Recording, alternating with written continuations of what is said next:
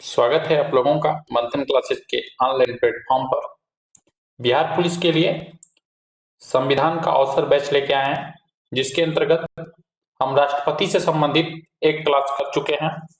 आज फ्रेंड हमारी ये राष्ट्रपति से संबंधित हमारी सेकेंड क्लास होने वाली है। अभी तक हमने राष्ट्रपति में क्या क्या पढ़ा, एक बार आपको रिकॉल करा देते हैं। अनुच्छेद 52 के बारे में हमने चर्चा किया कि अनुच्छेद 52 में कहा गया है कि भारत का एक राष्ट्रपति होगा। आर्टिकल हम 53 पे चर्चा किए थे। 53 में कहा गया है कि कार्यपालिका शक्ति राष्ट्रपति में निहित होगी, और हम आर्टिकल 54 की चर्चा किए थे। आर्टिकल 54 में हमने चर्चा किया था कि निर्वाचन मंडल, राष्ट्रपति के निर्वाचन मंडल में कौन कौन शामिल होगा। इसके साथ साथ हम अनुच्छेद आपके 55 के बारे में चर्चा किए थे। इसमें निर्वाचन विधि के बारे में बताया गया था। इसके बाद आपको आगे हम अनुच्छेद 56 के बारे में चर्चा किए थे। अनुच्छेद 56 में आपके राष्ट्रपति के कार्यकाल पदावधि के बारे में चर्चा किया गया था। आगे आपको लेके 58 पे चर्चा किए थे। सब पे हमने विस्तार से चर्चा कर चुके हैं, पहले आपको बस रिकॉल करा रहे हैं। 58 में हमने योग्यता के बारे में बताया था कि राष्ट्रपति बनने के लिए क्या क्या योग्यता होनी चाहिए। फिर अनुच्छेद 59 के बारे में हम चर्चा किए।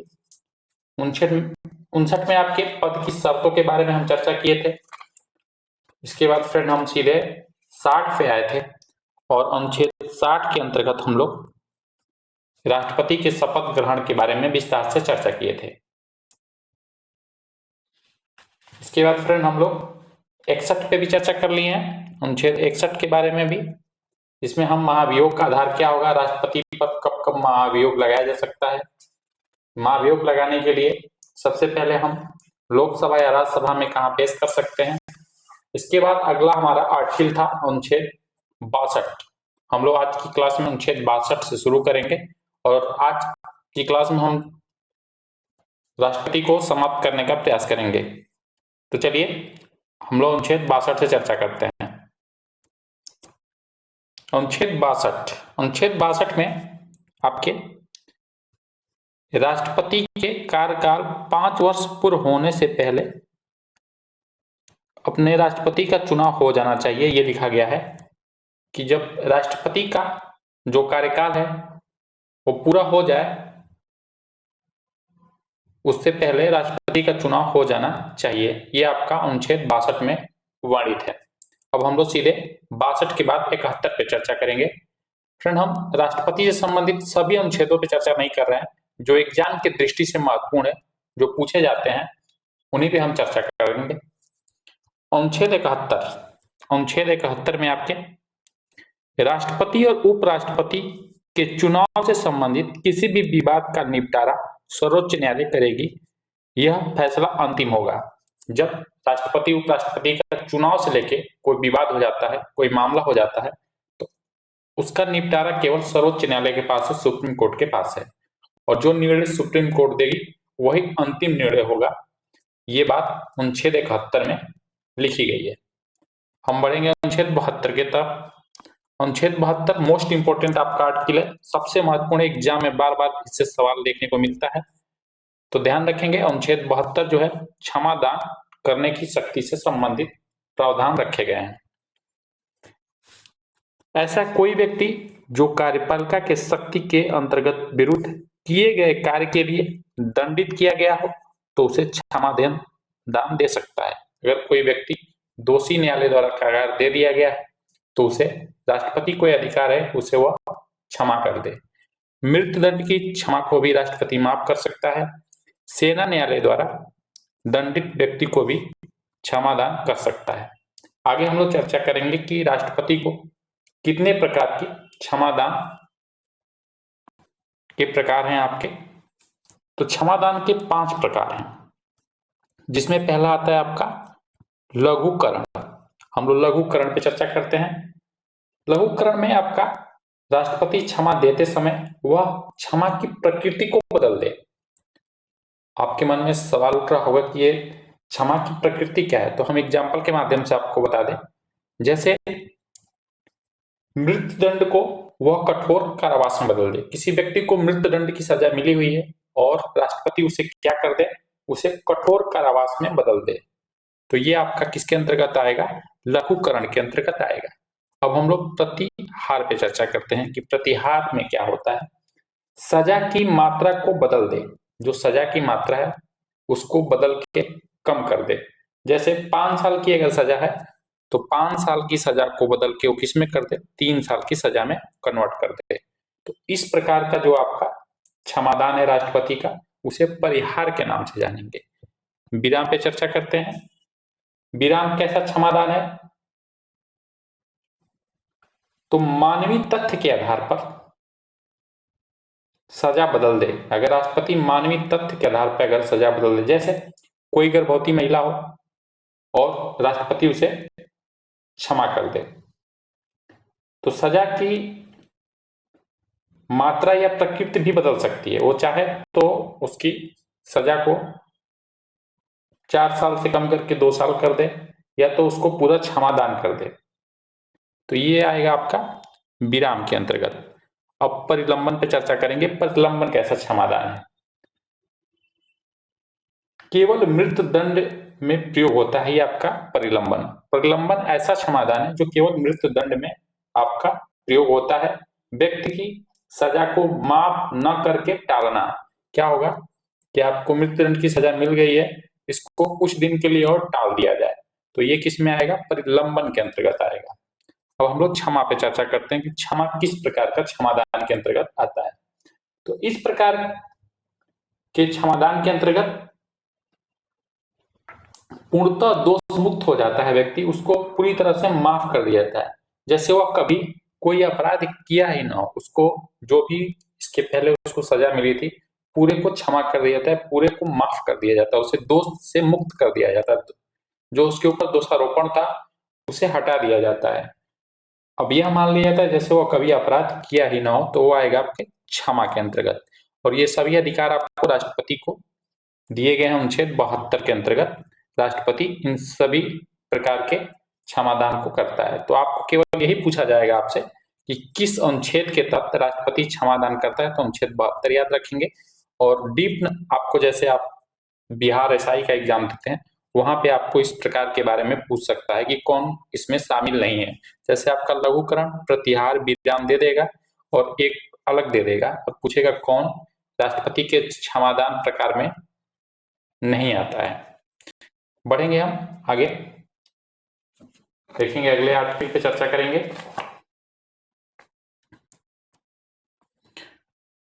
अनुच्छेद 74।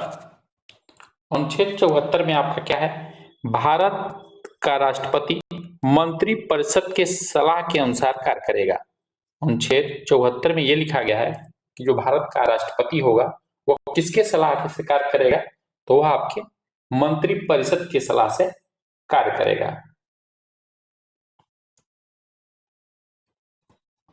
अगर हम अनुच्छेद 74(1) में देखें क्या है, तो राष्ट्रपति को सलाह देने के लिए एक मंत्री परिषद होगा जिसका प्रधान कौन होता है, प्रधानमंत्री होता है। ये बात आपके अनुच्छेद 74(1) में कहा गया है। अब हम लोग अनुच्छेद 74(2) के बारे में चर्चा करेंगे कि क्या है। न्यायालय इस बात की जांच नहीं की जा सकती कि मंत्रियों ने राष्ट्रपति को सलाह दी या नहीं दी। न्यायालय में इस मामले को नहीं ले जाया जा सकता कि जो मंत्री परिषद है वो राष्ट्रपति को किस प्रकार की सलाह दी या नहीं दी। यदि सलाह दी तो कौन सी सलाह दी, ये भी न्यायालय द्वारा पूछा नहीं जा सकता है। आगे हम लोग अब अनुच्छेद 77 पे चर्चा करते हैं। अनुच्छेद 77।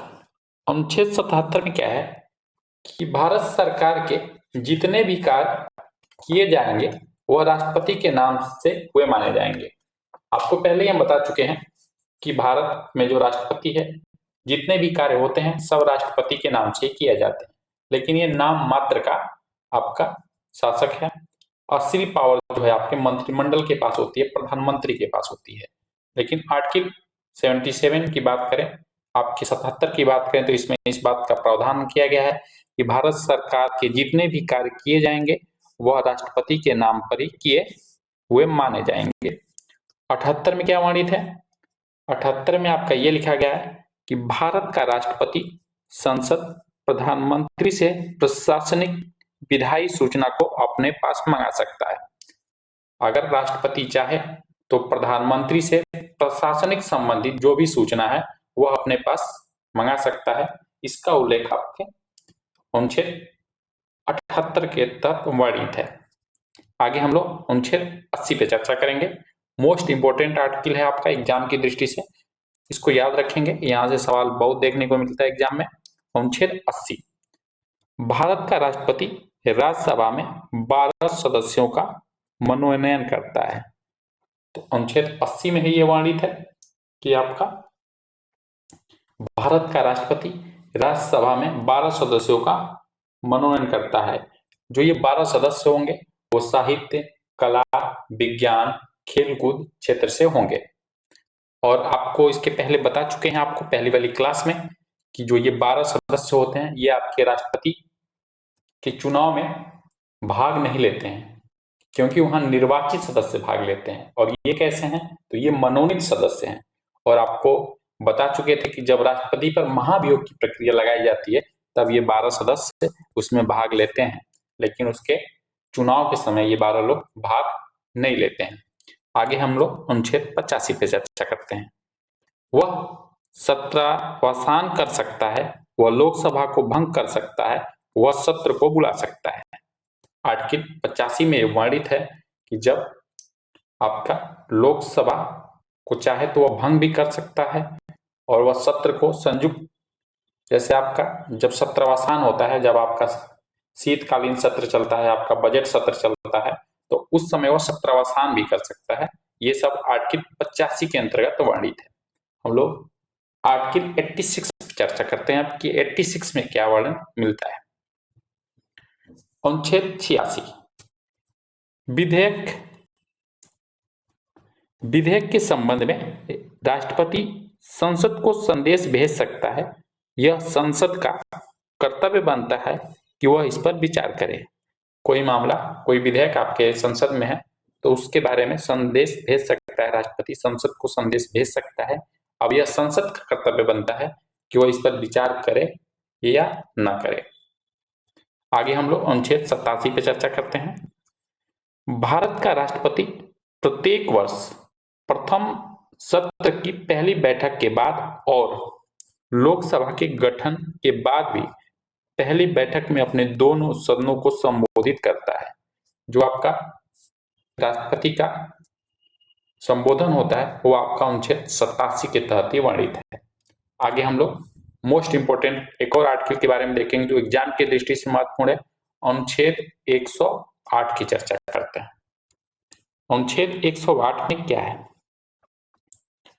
अनुच्छेद 108, जब कभी भी दोनों सदनों के मध्य यदि साधारण विधेयक, ध्यान रखें कौन कौन विधेयक, साधारण विधेयक, वित्त विधेयक को लेकर विवाद हो जाता है तो राष्ट्रपति क्या करता है? संयुक्त अधिवेशन बुलाता है और अध्यक्षता उस समय कौन करेगा? लोकसभा स्पीकर करेगा।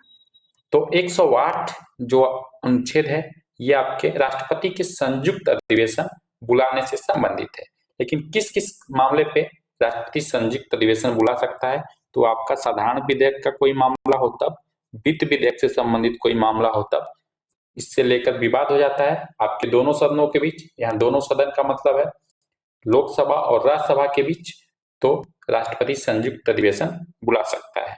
और जब संयुक्त अधिवेशन जिस समय चल रहा होगा तो वहां पे स्पीकर कौन होगा? लोकसभा का, सॉरी फ्रेंड, उस समय अध्यक्षता कौन करेगा? तो लोकसभा का स्पीकर जो होता है वही करता है। आगे हम लोग चर्चा करते हैं धन विधेयक। संविधान संशोधन विधेयक में संयुक्त अधिवेशन नहीं बुलाया जा सकता।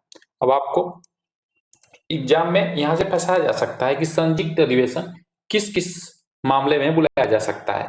तो आप याद रखेंगे यहाँ पे कि साधारण विधेयक, वित्त विधेयक में बुलाया जा सकता है, लेकिन धन विधेयक और आपके संविधान संशोधन से संबंधित कोई विधेयक है उस मामले में राष्ट्रपति अनुच्छेद 108 के तहत संयुक्त अधिवेशन नहीं बुला सकता है। आगे हम लोग चर्चा करेंगे नेक्स्ट पॉइंट पे। संयुक्त अधिवेशन में विवाद को साधारण बहुमत से पारित किया जाता है। साधारण बहुमत का मतलब है 50+1। कोई अगर मामला संयुक्त अधिवेशन में है, उस समय वोटिंग होगी तो वो साधारण बहुमत से पारित किया जाएगा। आगे हम लोग संयुक्त अधिवेशन के दौरान पूरी प्रक्रिया लोकसभा के नियम के अनुसार चलेगी। जब संयुक्त बैठक होगी उस समय जो नियम कानून जिस हिसाब से संसद चलती है वो आपके लोकसभा के अनुसार चलेगी, न कि राज्यसभा के।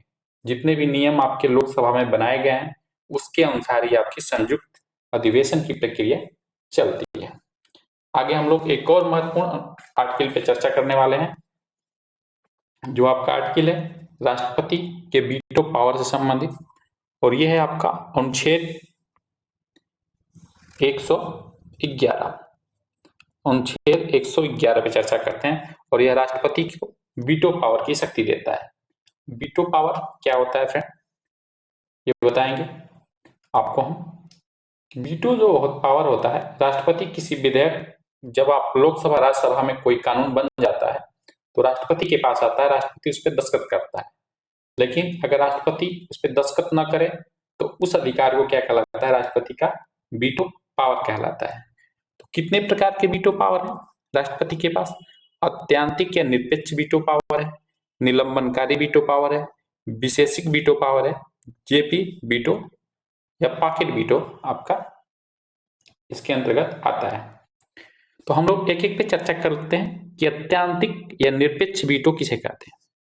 तो अत्यंतिक या निरपेक्ष वीटो जब दोनों सदनों से पारित होकर कोई भी विधेयक या बिल राष्ट्रपति के पास जाए और राष्ट्रपति उसे अस्वीकार कर दे तो ये कैसा कहलाता है विधेयक? तो ये कैसा वीटो कहलाता है? अत्यंतिक या निरपेक्ष वीटो कहलाता है। निलंबनकारी वीटो क्या आता है? जब दोनों सदनों से कोई विधेयक पारित होकर राष्ट्रपति के पास जाए और राष्ट्रपति वापस पुनः विचार के लिए लौटा दे। क्या करे? पुनः विचार के लिए किसी विधेयक को पुनः विचार के लिए लौटा दे, तो इस प्रकार का जो वीटो पावर है वो निलंबनकारी वीटो कहलाएगा। विशेषिक वीटो किसे कहते हैं?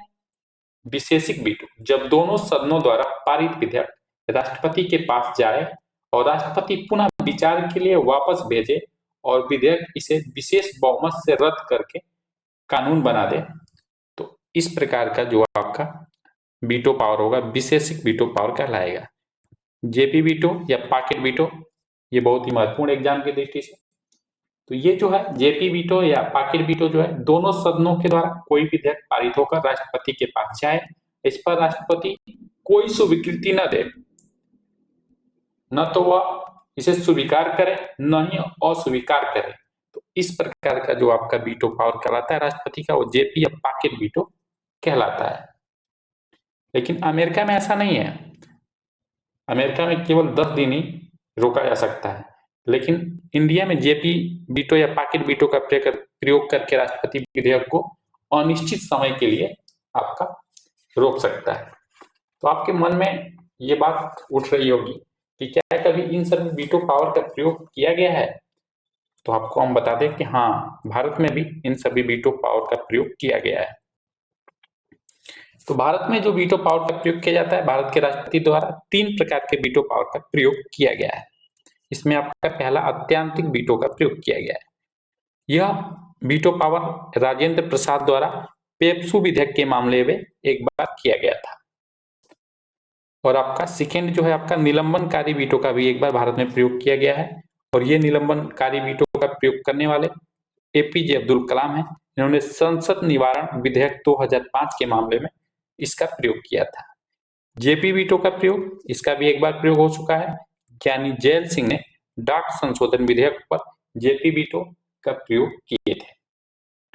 अब हम लोग आगे बढ़ेंगे, अनुच्छेद 123 पे चर्चा करेंगे। अनुच्छेद 123 क्या है? अनुच्छेद 123 अध्यादेश जारी करने की शक्ति से संबंधित आपका अधिकार इसमें आपका राष्ट्रपति को दिया गया है। अनुच्छेद 123 के तहत अध्यादेश का प्रयोग कब कब राष्ट्रपति कर सकता है?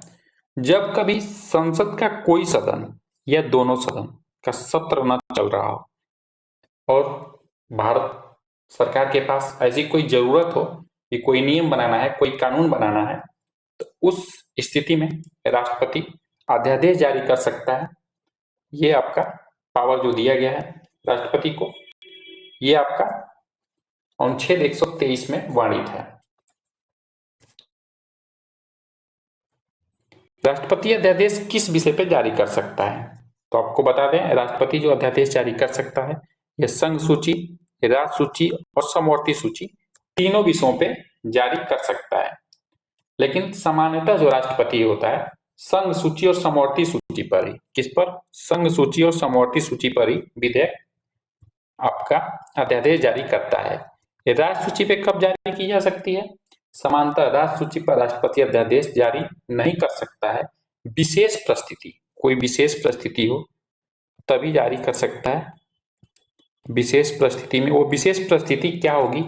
जैसे राष्ट्रीय आपात लागू हो पूरे देश में, या तो राज्य में राष्ट्रपति शासन लागू हो, उस स्थिति में राज्य सूची पर भी राष्ट्रपति अनुच्छेद 123 के तहत अध्यादेश जारी कर सकता है। यहाँ अध्यादेश का तात्पर्य है नियम बनाने से। अगर संसद सत्र न चल रहा हो, भारत सरकार को नियम बनाने की आवश्यकता हो, तो अध्यादेश के माध्यम से देश में नियम बनाया जा सकता है। ये अधिकार राष्ट्रपति को अनुच्छेद 123 में दिया गया है। आगे हम लोग देखेंगे कि राष्ट्रपति अध्यादेश जारी नहीं कर सकता, किस किस मामलों पर आपका अध्यादेश या नियम नहीं बना सकता है राष्ट्रपति। संविधान संशोधन से संबंधित कोई मामला हो, उस मामले पे राष्ट्रपति अध्यादेश या नियम नहीं बना सकता है। इस प्रकार का कोई अध्यादेश नहीं पारित कर सकता जो मौलिक अधिकारों को हमारे कम करता हो। जो हमारे मौलिक अधिकार हैं भाग 3 में 12 से लेकर 35 तक, उनका हनन करता हो कोई ऐसा नियम, ऐसा अध्यादेश, उस पर राष्ट्रपति अध्यादेश जारी नहीं कर सकता है। अध्यादेश की अधिकतम अवधि क्या होगी? 6 माह 42 सप्ताह तक। आगे हम लोग एक और महत्वपूर्ण आर्टिकल पे चर्चा करने वाले हैं जो आपका 143 है। 143 आपका जो आर्टिकल है ये भी एग्जाम की दृष्टि से महत्वपूर्ण है। इसमें क्या होता है कि भारत का राष्ट्रपति सुप्रीम कोर्ट से किसी विधि या तथ्य के मामले में सलाह मांग सकता है। राष्ट्रपति को ये आपका अनुच्छेद 143 के तहत अधिकार दिया गया है कि वह किसी भी मामले में राष्ट्रपति सुप्रीम कोर्ट से सलाह मांग सकता है। सुप्रीम कोर्ट सलाह देने के लिए बाध्य है जब कोई संविधान व्याख्या से मामला हो, तब अन्य मामले में वह बाध्य नहीं है। ये जरूरी नहीं है कि जब सलाह मांगा जाए राष्ट्रपति के द्वारा तो सुप्रीम कोर्ट आपकी सलाह दे, लेकिन यदि कोई मामला संविधान की व्याख्या से संबंधित होगा तो यह अनिवार्य रूप से लागू होता है कि सुप्रीम कोर्ट उस स्थिति में राष्ट्रपति को सलाह अवश्य दे। तो इस प्रकार हम लोग अब तक राष्ट्रपति के बारे में अनुच्छेद 143 तक पढ़े हैं। अब हम अगले क्लास में जो आपका भाग 18 के अंतर्गत आपका राष्ट्रपति के आपातकालीन शक्ति के बारे में चर्चा करेंगे, जो आपका 352 से लेके 360 तक में वर्णित है। बहुत ही छोटी क्लास होगी, 15 से 20 मिनट की क्लास होगी, जिसमें हम विस्तार से आपको बता देंगे कि राष्ट्रपति के आपातकाल में कौन कौन सी शक्ति दिया गया है। तो ये हम चर्चा अगले हम नेक्स्ट क्लास में करने वाले हैं। तो ये क्लास अच्छी लगी हो तो लाइक करिए। आपको एक बार फिर पुनः आपको बता देते हैं कि हम संपूर्ण आपके संविधान का क्लास कराने वाले हैं चैप्टर वाइज। तो आप अधिक से अधिक इस क्लास से जुड़िए, इस सेशन से जुड़िए और इसे अपने फ्रेंडों में शेयर करिए। मिलते हैं हम नेक्स्ट आपके राष्ट्रपति से संबंधित आपातकालीन शक्तियों की क्लास के साथ। लास्ट तक हमारी क्लास देखने के लिए थैंक यू।